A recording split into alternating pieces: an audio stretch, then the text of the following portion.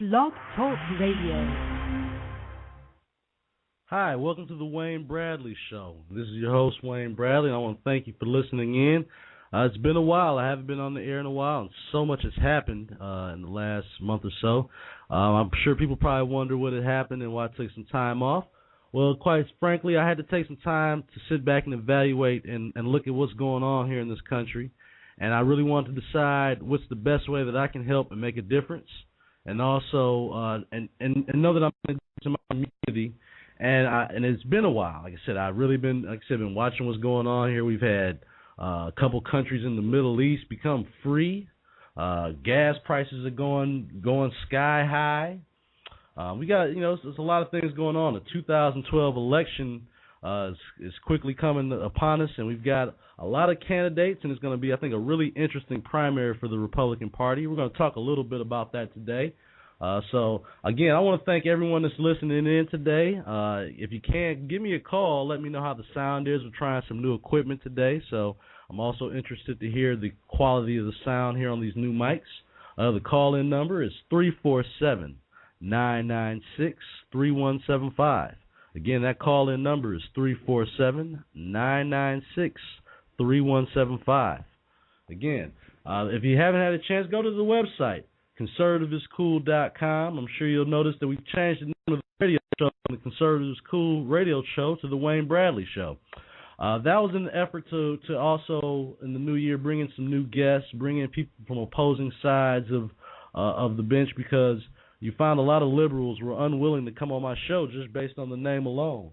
So we felt that it was necessary to do that to actually open up for more guests who will be willing to come on the show. So I hope that you'll still enjoy the show. It'll be some of the same great content, same opinions, but we want to make sure that we welcome people from both sides who might not agree with my opinions, but I want them to feel welcomed on my show. So if you're listening in today, give me a call, 347-996-3175. I also have the chat room. We're live on there. So we're going to talk about, first thing we're going to talk about today, some of the issues that were going on here is the Mideast crisis. Now, over the last couple of weeks, we've watched Egypt basically turn over their government. And right now, Libya is in a true fight for their freedom over there, but Gaddafi is he's not doing it the same way they're doing it in Egypt. He's willing to turn on his own people, send fighter planes and soldiers in to kill protesters, and it's going to be a very, very interesting to see how our president and how the rest of the world is dealing with this situation. I think it's quite simple that people are now are gravitating towards wanting their freedom and their democracy, which I think every any human being will want. There was always talk of that, in the Middle East, these dictators were the best thing for their situation. Well, I think the people now are starting to speak up and say that that's not what they want. That kind of leadership, that kind of dictatorship is not what they want. And you're starting to see the freedom, the chance of freedom, and the police of freedom going across the Middle East. Now, one thing I do want to point out that I think a lot of this started with what President Bush did in Iraq. When freedom was won in Iraq, that was the beginning of seeing that it's possible and that people actually do want freedom. So, I think that you have to give credit where credit's due. I know a lot of liberals will not be able to handle that idea, but some credit has to be given to the fact that George Bush, at a time when a lot of people were against it, he pushed for freedom in Iraq, and I think that's been kind of the template that other Middle Eastern countries are seeing now, that freedom does work, and that's what they're after. And I think that we're going to have to really watch this crisis in Libya to see what's going on. There's been a lot of talk now of in Saudi Arabia, and that is where these gas prices are already spiking up now. We think we have problems now. The gas prices are really going to go up if they have this kind of civil unrest in Saudi Arabia. So I think it's going to be interesting to see how America and our fight for freedom, how we will push for that freedom, but it doesn't if it conflicts with our financial interests, obviously with gas that could go through the roof and essentially cripple our economy. These are the things that people have foreseen and been worried about. If there's some sort of civil war, or government takeover in Saudi Arabia, that will have just a chilling effect on our economy and the price of gas. We're getting very close to $4 a gallon now, and I don't think that our economy can withstand that kind of pressure and pain from the Middle East. So we've been interested to see how the Obama administration moves forward on that. What do you think that we should do, America? What do you think? Do you think we should get more involved in these wars in the Middle East? Obviously, we have we want to protect Israel, who's getting caught up in the middle of all this. What do you think our responsibilities are? Rand Paul thinks that we ought to pull out all the way together because financially he doesn't think we can afford it, and he doesn't think that that's something in the Constitution that we need to protect our Middle East allies, in particular Israel, which I disagree with 100%. I think that we have an obligation to protect Israel, and that's what we should be doing. And if there's some things we need to cut back in spending, I don't think that would be the place to do it. So I don't agree with that. But what's your opinion, folks? Give me a call. I'd love to hear from you. 347-996-3175. Again, that call-in number is 347-996-3175. You can also join me in the live chat room. All right. So also, what do you think, how these gas prices, how is that going to affect the Obama administration?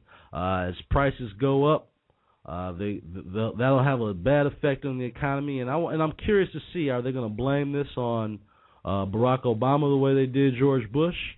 Gas prices went through the roof during the Bush administration, and he was typecast as a bad guy, and that the big oil companies were profiting during his whole administration. I'm curious to see how the media is going to deal with $4 a gallon of gas, and who will they blame this on?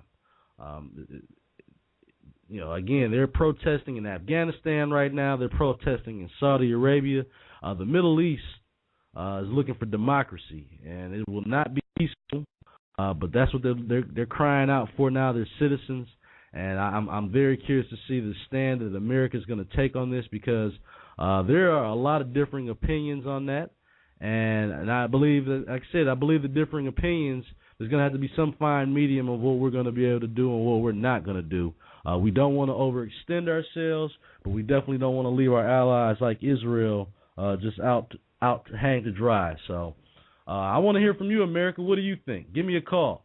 347-996-3175. It's been a while since I've been on the air, so I apologize for taking some time off. But again, I was evaluating some of the things that I could do to better help out this country, to better help my family, to better help the people around me. And again, I just took some time away. I'm considering some things in 2012, possibly getting more involved in politics. That's something I'll definitely be talking to all my friends about more in the future. But I'm considering maybe getting involved in politics in 2012, because how much longer can normal people like me and you, afford to sit on the sidelines and watch? That's really what it comes down to. And again, I'll be praying on it. Obviously, talking with my family, talking with my wife.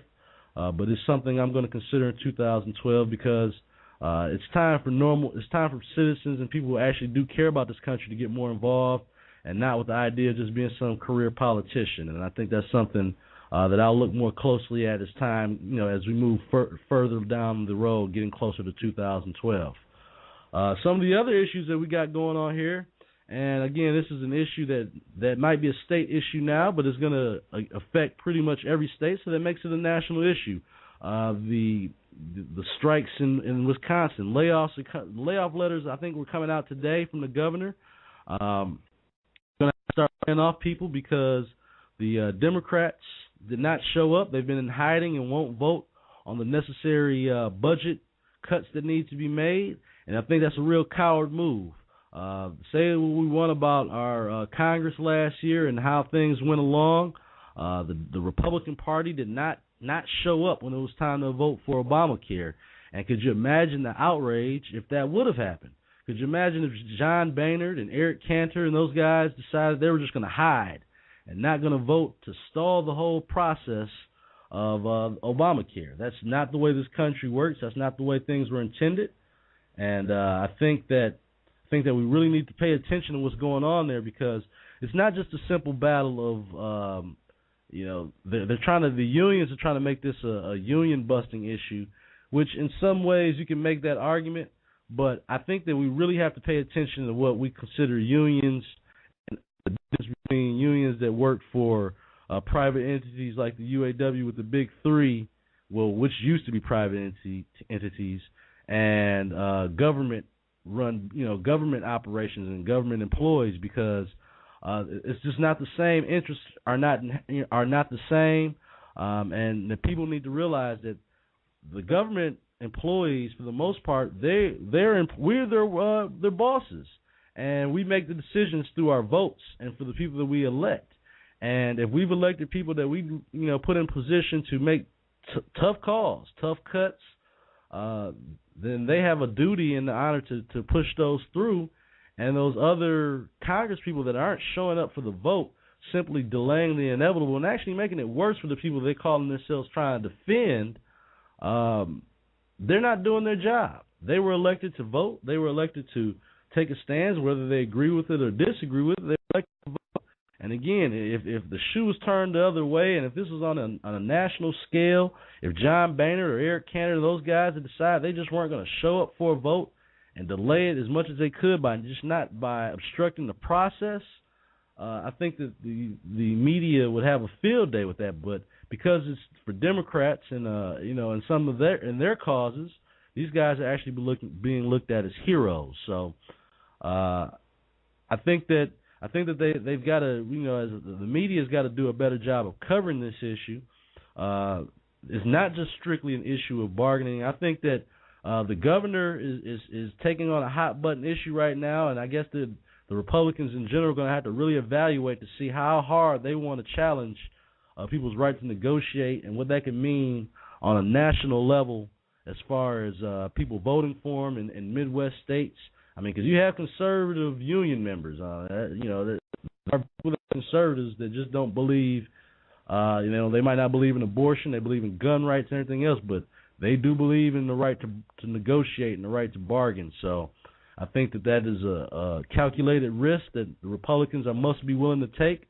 But I think that they're going to have to do a much better job of defining the difference between unions that work for private industry and government worker unions, because government worker unions don't care about the government. That's the same position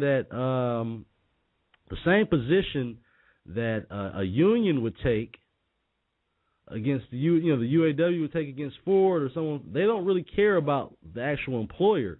And see, we can't have that kind of attitude when you're dealing with a government entity that is funded by the taxpayers, where the taxpayers have an interest in it.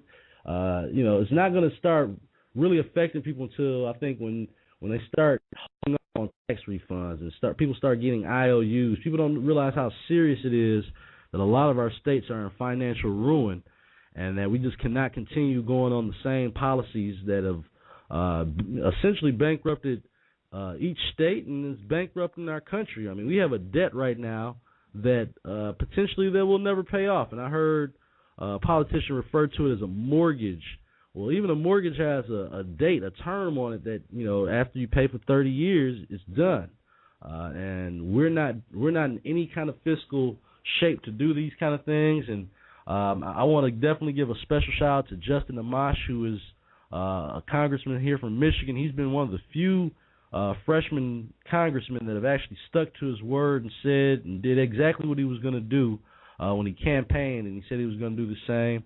I'm going to start doing some more shows and features on some of our freshman conservative congressmen that have been into office, and let's make sure that we're keeping them to their word, because I think a lot of what we've done, they've based it off saying that they weren't going to be these career politicians that were going to tell us one thing and do another. So I think it's very important that we hold them to their word. if not in a more stringent way than we did with these guys that have been here forever that'll lie to our face and smile, and we know it. So I think that we've got to really keep the feet to the fire of all of our elected leaders.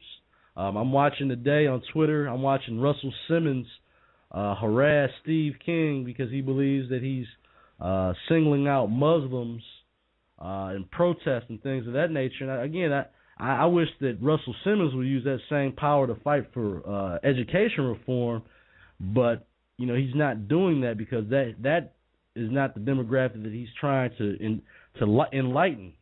Quite frankly, he's starting to fall to the Reverend Al antics and just trying to rile people up and really not pushing for what I consider change in our community. I mean, he's made his money off the urban agenda, off the urban background for a long time through his music and everything else that goes on. And I would like to see that he would do more as far as pushing for more diverse change and not just the same old liberal agenda of pro-choice and more socialist programs and things of that nature. He's been on record saying he wants to pay more taxes. He wants more government programs. Well, he is in the minority, and I suggest that he ought to just start more nonprofit organizations and do it for himself because that money will be a lot better well spent than entrusting the government with it. So that's my my spin on that.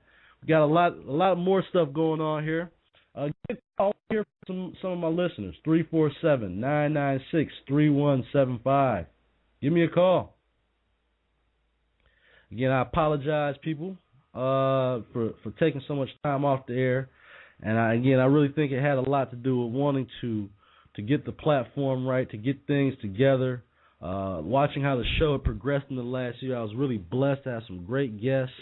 But I also realized that a lot of those guests were only more than willing to come on during election time when they were campaigning, and it's a lot more difficult to get some of these people on once they either got through a primary or they're back sitting down in their seat. So I want to, again, tell you that certain people like Thaddeus McCotter, who will be on the show very soon, Representative Thaddeus McCotter, he's willing to come on the show, and that's what you need. You need your people that are willing to come on and speak to the people because going on Fox and all those shows, which are great, that gives you more of an outreach.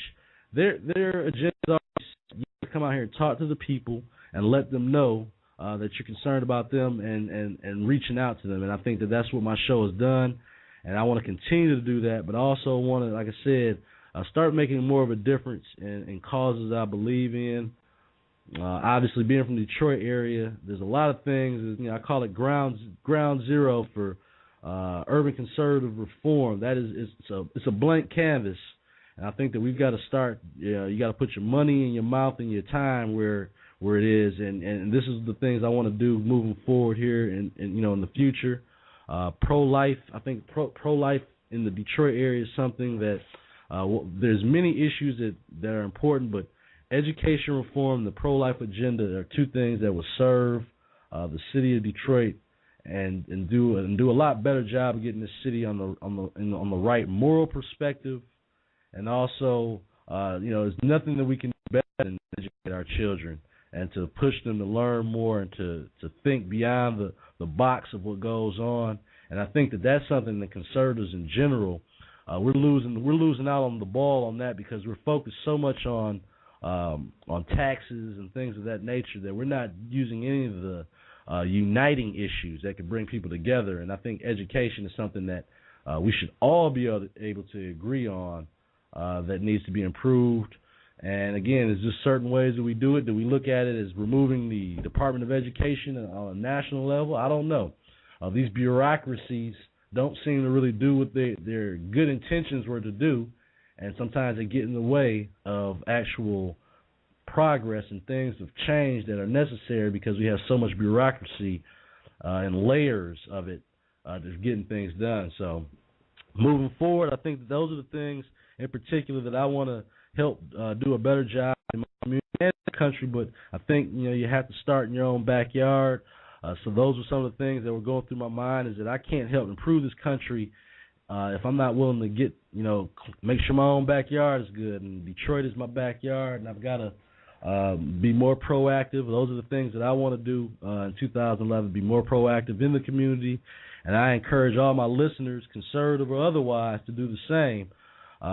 There's no better way to show that you care and that you want to do things than by getting involved, whether it be through mentoring programs, whether it be through, like I said, right to life organizations, education reform, getting on the phone, making calls for these nonprofit organizations. They need people's time.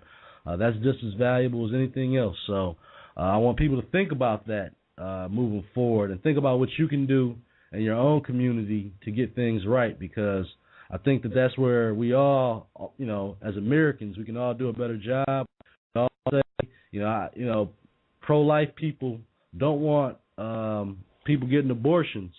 Well, if you don't want people getting abortions, a lot of it is a financial concern. Then we have to step up our end on giving better options, whether it be family life centers or anything else like that. We need to figure out ways to be more proactive and also making a difference in the community. It's one thing to tell people not to want the hand of the government and things of that nature. It's another thing that for conservatives and people to get involved and actually make a difference in these same places. So that's my challenge, and not just a challenge. My encouragement to others is to get more involved, is to try to improve the areas that around you, not necessarily the neighborhoods or places you live, but the places in vicinity that we can look at. I mean, and recognize that, hey, these are the places that need our help, whether it be financial resources, whether it be your time, whether it be reading books, whether it be donating books. There's a lot of things that people can do.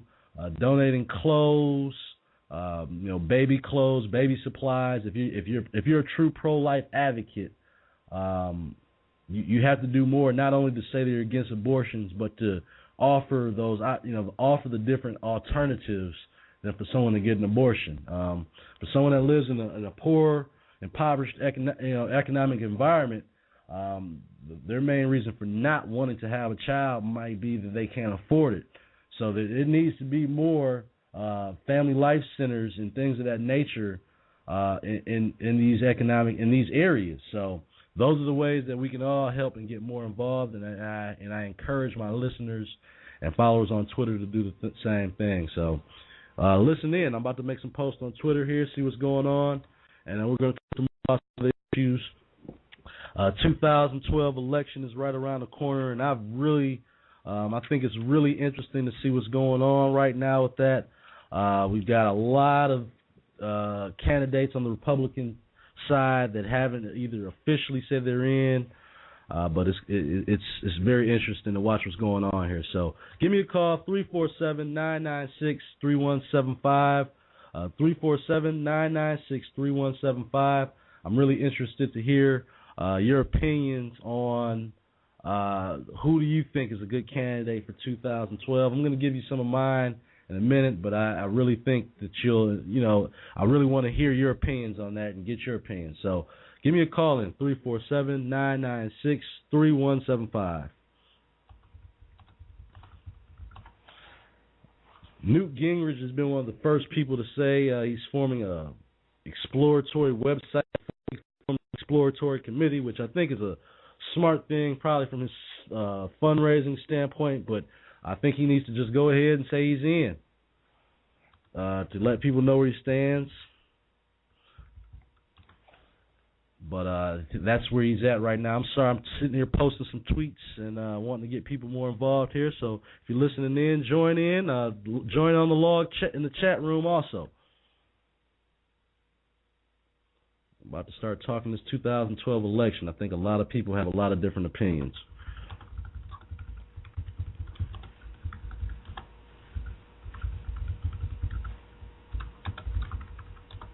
Call in, 347-996-3175.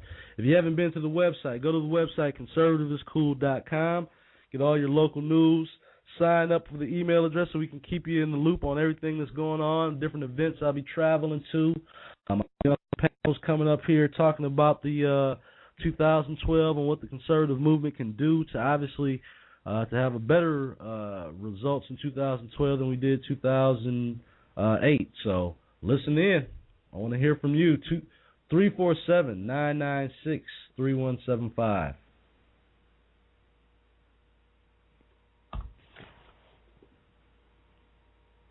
All right, so I'm gonna start talking a little bit about some of the people that we got going forward here in 2012 for the election. We got Newt Gingrich, got Tim Pawlenty, the former governor of Minnesota, Mitt Romney, former governor of Massachusetts, Rick Santorum, who hasn't announced yet, but he's looking like he's in the possible field, Mitch Daniels, the governor of Indiana, and businessman and radio show host Herman Cain, and also former CEO of Godfather's Pizza. Those are all some very good candidates, and they all pose some very good reasons to what they're doing, to why they would be a good candidate for president. So we'll kind of talk about them a little bit, each one, and I like I said, I'd be really interested to hear from people their opinions on who they think would be who the best candidates can be moving forward in 2012. Newt Gingrich, who again I think is going to be he's one of the first people to actually announce that he was running. He brings an incredible amount of knowledge, experience, background. There's no question the man's political IQ and what he can put together as far as creative ideas. He does come with a certain amount of DC and personal baggage that I'm sure he'll have to address and deal with in the campaign. But there's no question that he has the political whereabout, the smarts, and also the background to be successful. He was Speaker of the House while Bill Clinton was president, and they did some of the best things as far as welfare reform and making some changes and balancing a budget. So I think that those are the things that Newt. He's obviously well connected and well funded. So he'll be a power player in this 2012 election if he decides to get in. Tim Pawlenty, the governor of Minnesota. I really like Tim Pawlenty. I listened to him speak a few times, met him. Great man. I just don't know that he has the pardon, I hate to use this word, the swagger or the personality that's going to jump out at people and really grab people. He's a Midwest guy. That's not really not exciting or whatever. But he's really on point with his message. He's shown with his own political background that he knows how to run something. I think that's the thing that we need to be looking at, is someone who actually has leadership background experience. And when comparing him to the current president, Mitt Romney, the former governor of Massachusetts, who would have been probably my choice in 2008. But he's going to have some issues to deal with. I think his biggest issue will be Romney Care, which was state-run health care insurance in Massachusetts that he'll have to deal with. I think that it gives him a platform to say that he can say what works and what doesn't work, because obviously it was a state-run program, and it's going to be a little bit different. So you have to pay attention to that. Mitch Daniels, the governor of Indiana, who a lot of people seem to favor right now, because I think that he's shown the political background and the savvy to know how to negotiate and get things done. I hear some people that don't necessarily like him because they don't think he's strong enough to fight the unions in this state. But I think, again, you're from the Midwest. If you're a conservative, regardless, your family that's been union members, there's a certain amount of not necessarily sensitivity, but a certain understanding of realizing that you're just not going to be able to go and tell people they can't bargain and negotiate. I just don't know how that's gonna play, and I almost feel like that's playing into the hands of class warfare that the Democrats are going to want to use to their advantage come 2012. I think that people need to really pay attention to that. It's not as simple as government jobs versus the unions will stick together, and I think that's what they're gonna have to really look at. I know a lot of places are fighting for right to work, and I think I think that's the best way to approach it. But in certain states, like I live here in Michigan, that is to some of these Democrats, they're fighting that tooth and nail. Our governor here is things like now that had to be up against these unions, and they're fighting full-fledged. I'll go in a little bit more of that later on my Michigan show. about how the unions here are playing such a big part in what they're trying to do. But again, we have some good candidates, and my favorite candidate right now, and I'll kind of go in a little bit more about that, is Herman Cain. Herman Cain, for multiple reasons, I think offers to be the best candidate. He is someone that I think is a bridge between normal people, which, i.e. the Tea Party people they want someone they can trust. I think that Herman Cain has done a lot of speaking and a lot of engaging with Tea Party people, and I think that endears him to that conservative, group of people that are looking for a no-nonsense person. They're not looking for a racist person. They're not looking for a certain. They're looking for someone that they feel like they can trust is going to get the job done. I think that people are really tired of the quintessential politician, the guy that will smile in your face and and do exactly what he said he wasn't going to do once elected. And I think that Herman Cain, if you haven't watched him debate even Bill Clinton back in the 90s in a certain forum, Herman Cain offers the background from a leadership standpoint as being a CEO of a company. He offers, again, he's worked with the Tea Parties and a lot of different conservative organizations. He's someone that we all can trust. He doesn't have the dirt and the stain of being in D.C.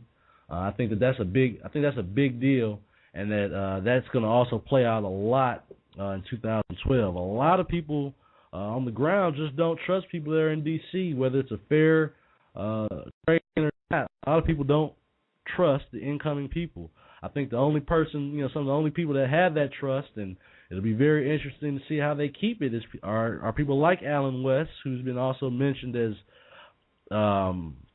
not only presidential candidate, but Newt Gingrich himself said he would be an excellent VP candidate. So I think we'll have to keep our eye on Alan West. He's a natural-born leader.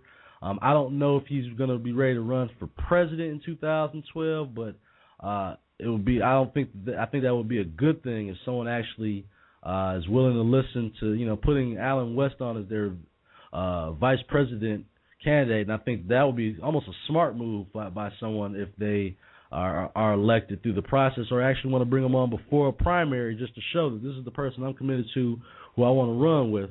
But it'll be interesting to see if Alan West is willing to do that. His profile is real strong right now, and I don't know if he's willing to serve his country. I don't know if he'll want to serve it in that capacity, but we'll see. So there's going to be some other candidates, I'm sure, that are brought in. They were mentioning, Sarah Palin. I personally just don't think that Sarah Palin is going to run at this point. I think she's become such a bigger personality outside of the party and just in politics and in mainstream culture.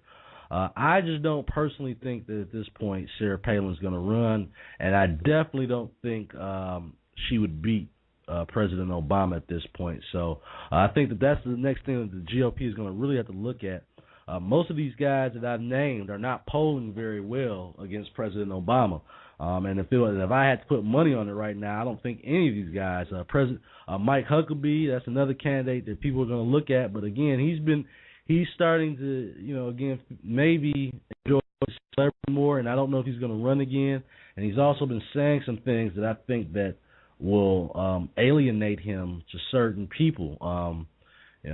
I think at this point, people challenging the fact that he's, being labeled a birther does not do good for your political career. I think that it's a legitimate question to ask, but I think the question has been asked a little too late, and I just keenly believe that if Obama's if his being an American citizen was really in question, I truly believe that the Clinton machine would have picked that up a long time ago, and it would have never made it to this point. The Clintons they don't hold back any punches, and I believe if they would have had any information that would have led them to believe that President Obama was not a natural citizen of America, that it would have been used well before the Republican. Well before a Republican would ever got to that. So I tend to believe that that President Obama maybe doesn't want us to know everything about him. Maybe wants to keep information to himself. I don't know why, but I just don't believe that that this issue would have just been getting unearthed 2 years into his presidency. So I think it's kind of like a waste of time more than anything to challenge his, where he was born at. He's the president for the time being, and I think that you need to just work more on focusing on issues that you're directly against, or not even against, because we all know what people are against. How about we get solutions on making things better? That's what I'm looking for from my Republican leadership in general. Is more answers, not just criticism of the president. We can all do that. That's just easy being the Monday morning quarterback and sitting back and criticizing. We need answers from our leaders. And the real big elephants in the room, and I'm trying to understand. Like I said, Justin Amash has been one of the few people that really are addressing some of these things. Michelle Bachmann and a few others voted against this 2-week extension. If we don't start addressing entitlement programs with Social Security and Medicare, and spending of our defense spending, those are the 3 big things that I don't think either side has done a good enough job of talking about. We are the most powerful country in the world, and sometimes I think that it could be a good idea to look at the way we're spending our money on our military and see if we can get better value for our dollars. Now, a lot of Republicans, and in particular in those states where a lot of that function goes down, a lot of the functions in those jobs they're against that, and I understand that, but we all have to take some sacrifice here. We can't continue to spend the same way. And again, that's going to come in policy. We can't obviously stop spending on our military, but we can maybe put on hold some of these projects that require such large amounts of money that in good practice we're probably not going to even use. If there's some kind of program that's out there that's a futuristic program that we're giving $200 billion to, and that, or $200 billion, maybe we ought to look at it and say maybe that can wait. And again, we're defunding, things like Planned Parenthood. Those are small drops in the bucket. We've got to look at those three big elephants in the room: defense spending, Medicare, and Social Security. We're going to have to, as a young person, I realize that Social Security would not be the same for the way, for me as it is for my mom and my dad, my grandparents and people like that.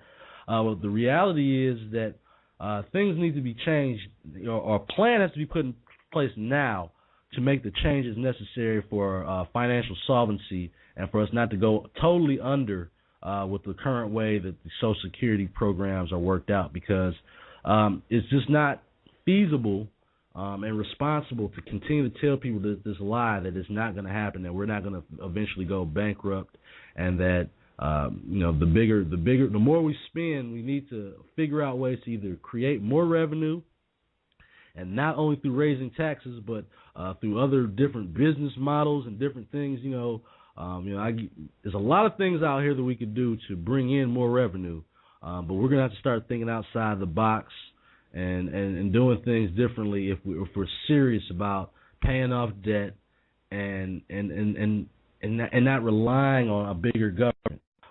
There are problems with the healthcare system that need to be fixed. Just that Obamacare wasn't the right way to do it.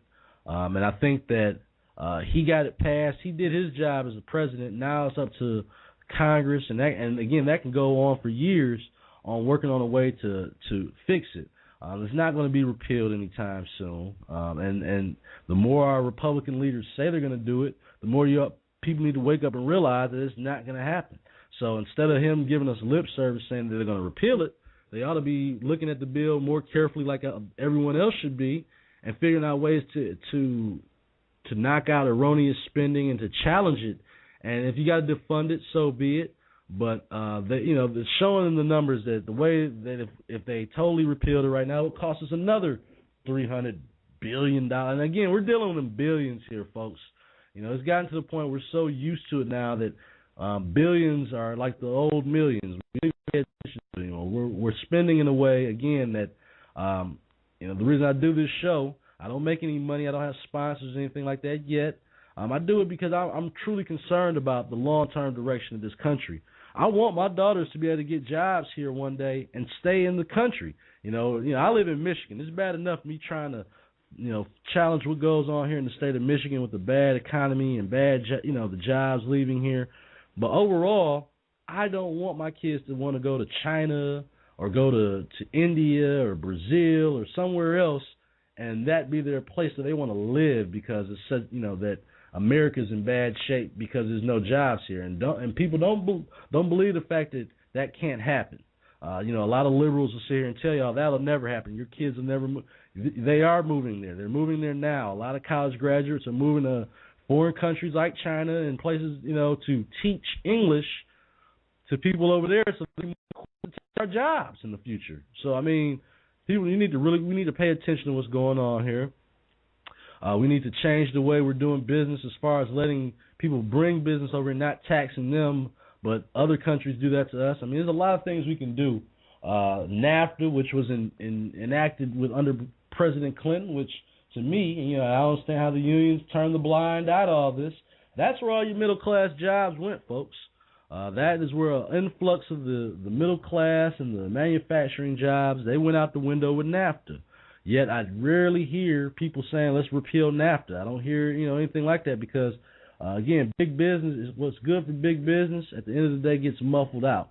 And the people, we have a responsibility to start speaking up for ourselves, making sure our leaders, we're holding them accountable because though we elect them and they get those great perks as being lobbied upon by all these companies, at the end of the day, if they don't do the will of the people, they can be elected out.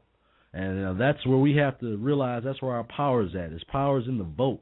And I'm going to, like I said, I've interviewed a lot of these congressmen. I'll be bringing them back on the show. Hope to have Justin Amash back on, Dan Benishek, Alan West, a lot of our freshman congressmen to see how things have been going and to see what they can, what they expected and what they can do to move forward.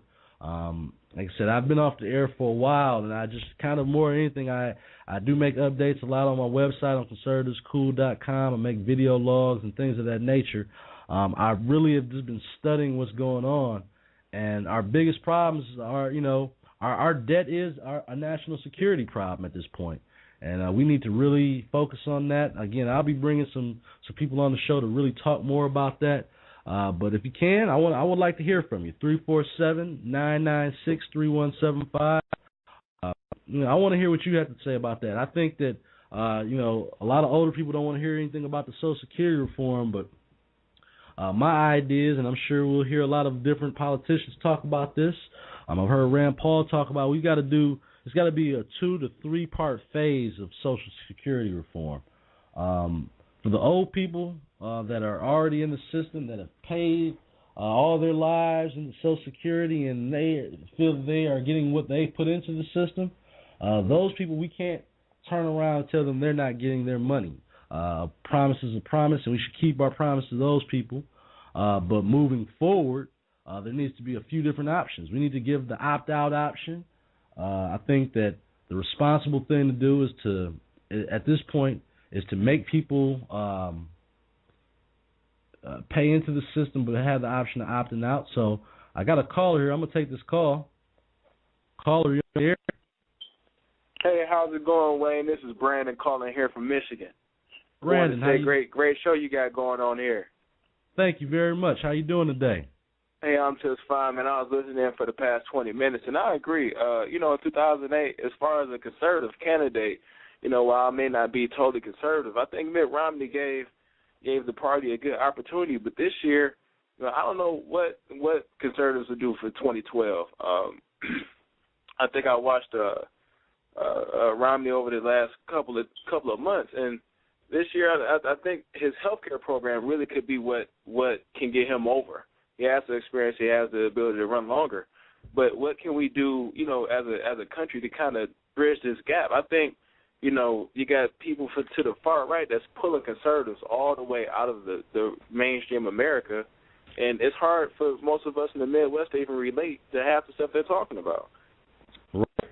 And I think that is where strategically they're going to have to figure out a better message because it seems almost that they're working backwards on this. I think they're falling almost into the Democrats' hands by trying to make it where they can't bargain. I mean, I understand the premise of all this, but the unions are going to use that as their propaganda to ignite their voting base. And I think that the conservative candidate is going to have to be someone that picks uniting issues instead of dividing issues if he wants to have a good chance of winning. Well, and that's interesting because you're right. How do we unite the country? The issues that Democrats and Republicans both discuss. I mean, they're always just a little bit off the center, and those small things can't keep us from getting to real workable solutions. You see it going on right here in Michigan, like you said before. You don't want to necessarily pull into labor unions' hands because honestly, labor unions can only do so much. They've built employee rights, and we had to protect those. But what do we do to really stir the economy back going? And I haven't heard that in the last two election cycles, federal election cycles, with any candidates who really want to get the economy back going and have a clue on how to do it. That's my problem. Well, I think that's one thing you're gonna have to look at a lot with Herman Cain. He's got the business background. Are you familiar with him? Oh no, I'm not familiar at all. Okay. Well, I think what you're going to have to do is you're going to have to look for candidates that have a business background. Romney obviously also has a business background that's going to serve him well in the coming election. But there has to be a constant plan, like I said, not only business background, but someone that values education reform. I think those are the kind of things that bring people together. It's hard for people in Detroit to argue with someone that says that he wants to improve education when you see the state of, like, say, in Detroit, how bad the situation is. That's not a divide. That's not a dividing issue, and I think that's what the Republican candidate is going to do a better job of, is finding out, having uniting issues instead of dividing issues, and I think that's they're going to really have to tailor their message for that in 2012. Cool. All right. Well, hey, keep up the good work there, Wayne, and I'll be listening to more often. Keep the show going. I appreciate you calling in. Thanks a lot. You have a good day. All right, Doc. You too. All right. And I think, again, that's what people have got to be paying more attention to that situation. We need someone that has a solid business background if we're really going to improve. President Obama was a organizer. And, he didn't really have a business background. But he really doesn't understand the premise of what it takes to get an economy rolling. Government does not create jobs, people, and I think that's the one thing. We can't expect our leaders to come in and have this voila, I'm going to do this and jobs will appear. But what they do have to do is make it more. They need to make the climate better for business here in America, and and a lot of states understand that. You have Utah and places like that are really growing exponentially because of the way they're doing business, as opposed to, again, a state like Michigan that's boggled down a lot of taxes, a lot of bureaucracies. Trying to get a business here can be a headache, and I think that's the things you got to really pay attention to in the way we're doing business here. So thank you again, Brandon, for calling in. Anybody else that wants to call in and chime in on this 2012 election, I'd love to hear from you. Let's see in the chat room, we got a couple people listening. Thanks for listening in today. We got somebody from CG Talker. Oh, is that Brandon? Brandon, is that did you just call in, man, and didn't even really say? Should have gave a plug for your show, man. So if that was Brandon Jessup, I want to have you guys go check out his show. Hold on real quick. We got another caller calling in here. Caller, you're on the air. Oh, we missed you. If you caller, if I missed you, call back in. I'm sorry about that.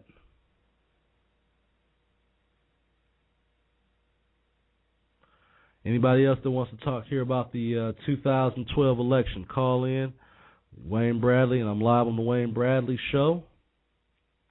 347-996-3175. Got a few other things we can talk about here as we round out the last 10 minutes of the show. I want to put in a special request for the NFL to get those labor talks done, and let's get an agreement on the table. I cannot understand why. And again, I guess with the economy the way it is, everyone's arguing. We've got the NFL, we've got the NBA, everybody doing these collective bargaining agreements. There's no reason that the NFL shouldn't get a collective bargaining agreement done. And I hope that you guys get it done. So get it done. I'm a caller. He's calling back. I appreciate that. Caller, you're on the air. Hello. Hi. Who am I speaking with? Pamela Henry from Alabama.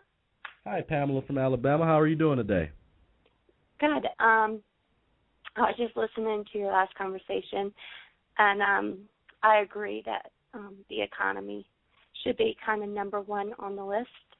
Right. My husband has a good job. He works for a great company, and I'm very thankful for that. But a lot of my friends' husbands are losing their jobs, and it's a very big concern for all Americans right now, the economy. And I think we need to give more incentives to the CEOs for moving their factories back to America, bringing more factory jobs. I agree. That's where the base of our manufacturing is gone, is out of the country now.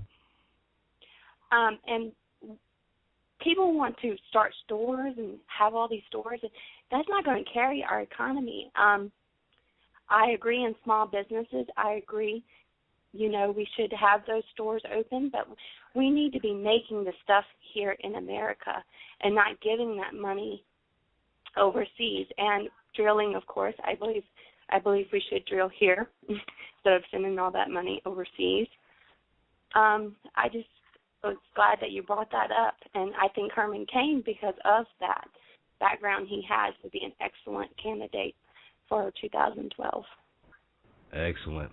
Well, that's encouraging when I hear a lot more people calling in talking about Herman Cain, because he really is a great candidate. I think he just has to get his name recognition up a little bit better. My husband told me about him.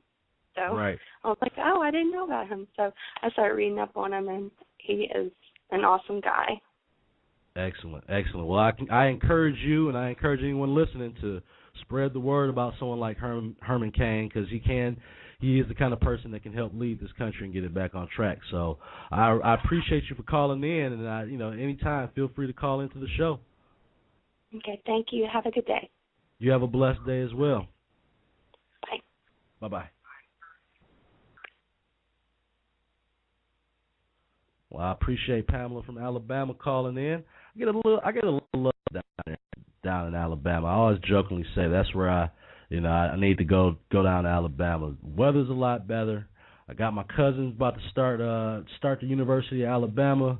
DJ Petway, be looking out for him down there at Alabama. Roll Tide this year, so I'm looking forward to getting down there for some games. But I think a lot of people need to get familiar with Herman Cain, because there is an alternative to the party candidates right now, and I think that he offers the best alternative to that. If you're not going to go with the usual suspects of the Mitt Romney, Mike Huckabee, GOP party guys, there are some alternatives out there, and I think that people need to look at that. So I hope to have Herman Cain on the show real soon. Again, he's someone that I look up to personally, and I really would like to have him on here. He can talk more about his vision for the show. So if you're listening in, give me a call, 347-996-3175. I'd like to hear who is a favorite for you in the 2012 election. We've got a lot of people in the chat room. Feel free to say hello over there in the chat room. I appreciate everybody that's listening in today. Again, I just want to finish up with my quick diatribe on that. We better get an NFL agreement together. I can't take my Sundays with no football. My wife will be finding all kind of chores and places for me to hang out. So football, we need you. I can't have the whole season of no football. I don't know what I'll do with myself. So a little selfishly there, we need you. We need football to get done. The commissioner and the Players Association need to work that out. There's enough money for everyone. I feel like the fans and the taxpayers, too, we all have a right to say this, considering that a large portion of these stadiums now are built with taxpayer funds, which, again, blows my mind. Really get taxpayers to pay for the stadiums. so it can bring economic growth to that area. They have us pay for the stadiums. They have the contracts of the networks give them the money to pay their bills, and then they collect all the gate money and don't want to properly share it. It does seem a bit greedy. That's what it comes down to at the end. So I hope that both sides, players and unions, can get it together and get this thing wrapped up. We've got a lot of other stuff going on. We've had a wild week, with Charlie Sheen. I had a week of great quotes from Charlie Sheen. Promised myself I wouldn't talk too much about it. But I think it's pretty crazy that here in America that I see you, Brandon. The NFL won't lock out. There's too much money at stake. Let's hope so that they won't lock out. There's been reports that the NFL has enough money saved up they could actually hold out for 2 years. But I think that ruling that told them they couldn't use that TV money really set it in effect that they would be willing to negotiate now. So we got to thank the judges on that, but we can't get that in there. And as far as 4 more years goes, I don't know about that. If I was a betting man right now, I would give Obama the advantage. But like I said, if we have a solid candidate like Herman Cain, possibly Mitch Daniels, Herman Cain to me would pose the biggest problem for Obama because, and for many reasons, one being that he doesn't have the D.C. stain on him. 2, he has a business background. 3, obviously him being an African-American male gives him a little more leeway to be critical in his analyzing of President Obama without being labeled racist, which I think is a big advantage because a lot of politicians, cannot have to really watch what they say at the eggshells and criticizing President Obama, which I think has been unfair in certain situations. So I think that also does that. He's a proven businessman that, again, comes from a very humble background that a lot of people should be able to relate to. Again, in the Tea Party people, he's a uniter, not someone that's a divider.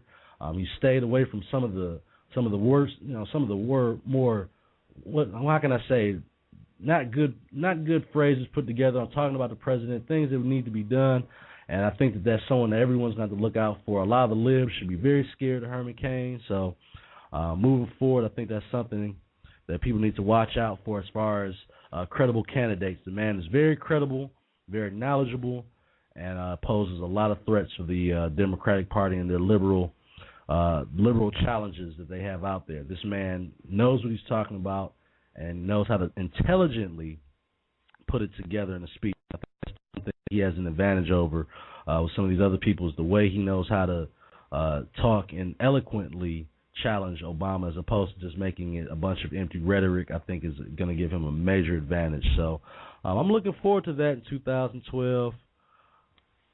Brandon, dream on, man. 2012, it's going to be a new year. Like I said, even if Obama wins, it's going to be rough because all the Congress, all these liberals are getting replaced.